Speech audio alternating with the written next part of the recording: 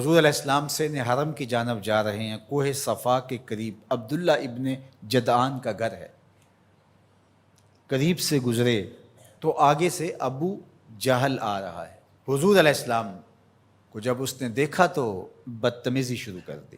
وہ الجھتا چلا جا رہا ہے، حتیٰ کہ اس نے ایک نوکیلا پتھر پکڑ کے حضور کو زخمی کر دیا اور آقا کے نازک بدن سے خون بہنے لگا۔ حکم جہاد نہیں آیا، اللہ کی مشیت ہے۔ حضور علیہ السلام وہاں سے سین حرم میں پہنچے، آب زمزم سے اپنے زخم دھوئے اور اللہ کے حضور سجدہ ریز ہو گئے۔ مالک تیرے رنگ، یاری تیری سونا پر ازمیشاں تیریاں اگ، سونا پرکھیا جامدہ ہے نال اگاں دے لگ۔ حضور کے چچا حمزہ بن عبد المطلب ابھی اسلام نہیں لائے تھے، شکار کرنے گئے ہوئے تھے۔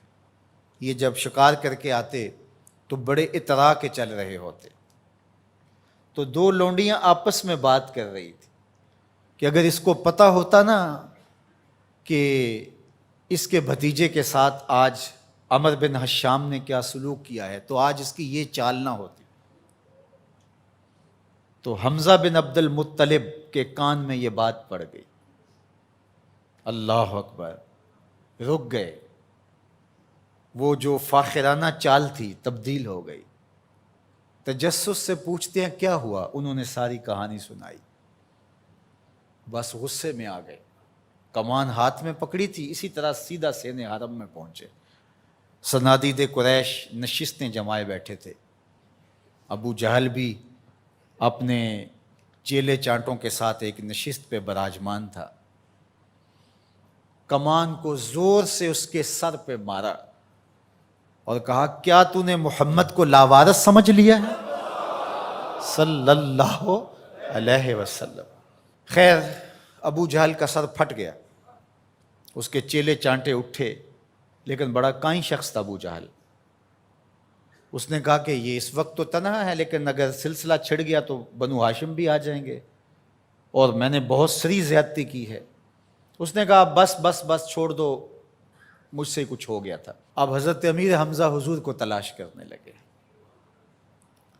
اور حضور سین حرم میں سر جھکائے سجدہ ریز تھے، اور یہ جا کے پاس کھڑے ہو گئے، یا ابن اخی، اے میرے بھائی کے بیٹے۔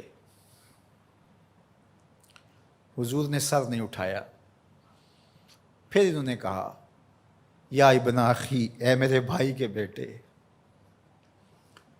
حضور پھر سجدے میں سر رکھ کے رو رہے ہیں۔ پھر انہیں تیسری مرتبہ کہا یا ابن اخی، اے میرے بھائی کے بیٹے۔ حضور سجدہ ریز ہے۔ میاں صاحب فرماتے ہیں اسی کسے دے کچھ نہیں لگ دے تے نہ کوئی ساڈا دردی۔